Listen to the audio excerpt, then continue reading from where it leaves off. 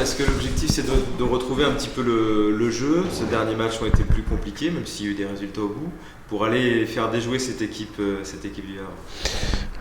L'objectif, c'est de gagner d'abord, et puis ensuite, effectivement, c'est de retrouver, même si c'est pas si vieux que ça, mais un peu plus de fluidité dans notre jeu. Bon, voilà, c'est un terrain qui peut se prêter à ça, parce que c'est une équipe qui est joueuse, donc voilà, si on est à notre meilleur niveau, si chacun d'entre nous se situe à son meilleur niveau, on peut rivaliser, en tout cas dans ce domaine-là. Tu parlais un petit peu de fatigue, elle est autant physique que mentale à force d'être tout là-haut. Je pense qu'au départ c'est plus mental, parce que bon, c'est vrai que tout le monde veut nous battre, tout le monde attend notre chute, tout le monde pense ou personne ne pense que ça va durer.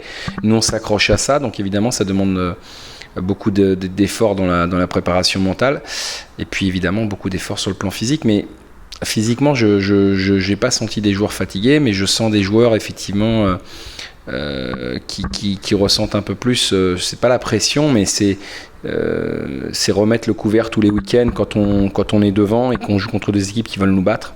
On le ressent beaucoup plus cette année que l'an passé, et donc effectivement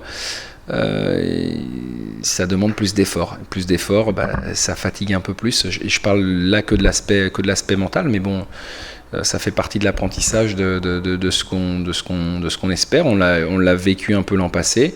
Je trouve que pour l'instant on s'en sort pas trop mal, et il faut que ça continue. Le Havre, c'est l'inconnu pour toi de ce championnat? C'est plutôt la mauvaise surprise, parce que le résultat ne correspond pas du tout à ce qu'ils font en termes de jeu sur le terrain, et maintenant ils n'arrivent pas à traduire ça par des résultats. Bon, connaissant la philosophie de jeu de leur coach, je pense pas qu'il va changer, mais c'est vrai que c'est complètement surprenant, et c'est surtout un classement trompe-l'œil. Je crois que dans le championnat, c'est l'équipe qui pratique le meilleur football, de l'avis unanime des entraîneurs. Et aujourd'hui, ils n'arrivent pas à concrétiser ça. Alors, ils l'ont fait une fois, ça a été un résultat détonnant, puisqu'ils avaient battu Lens 6-2. Ils sont capables, je pense, de faire ça contre n'importe qui, s'ils retrouvent un peu d'efficacité. Donc, je leur souhaite de retrouver leur efficacité lundi, et surtout pas demain. C'est le match piège par excellence. Oh non, il y a pas tout. C'est tous les matchs pièges tous les matchs sont des matchs pièges quand on est deuxième. Hein, vous savez, c'est pas un match piège, c'est un match difficile comme on en a déjà rencontré et comme on en rencontrera encore. Après, pas un match piège, parce qu'on connaît on connaît la valeur de l'équipe, on connaît la valeur des joueurs, et voilà, celui qui ne fait que regarder le classement, à mon avis, fait une énorme erreur. Alors j'espère que la différence de points entre les deux équipes se traduira au tableau d'affichage, mais si on regarde que ça, je pense qu'on fait fausse route. Mais c'est une équipe qui marque finalement peu de buts, excepté contre Lens. Mais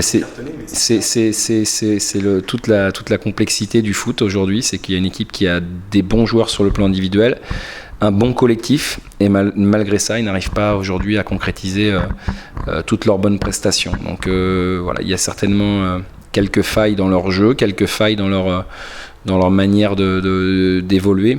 C'est pas à moi d'en parler. Ce que j'espère simplement, c'est qu'on pourra en profiter. J'imagine que du côté du SCO, il faut retrouver son jeu.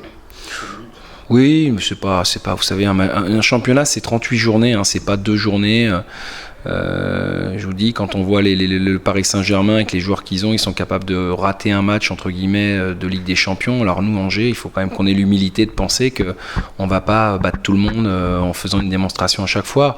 On a été un peu moins bien, c'est vrai, on va pas le nier, mais bon, je dirais voilà, on n'est pas sur 10 matchs de suite où on a été mauvais, hein, loin de là. Donc on a été un peu moins bien. Je pense qu'il y a plein de choses qui font que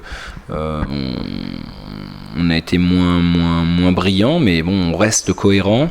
Les résultats continuent d'être positifs, donc il faut se servir de ça, travailler parce qu'on en a besoin, et qu'on n'a surtout pas arrêté, au contraire.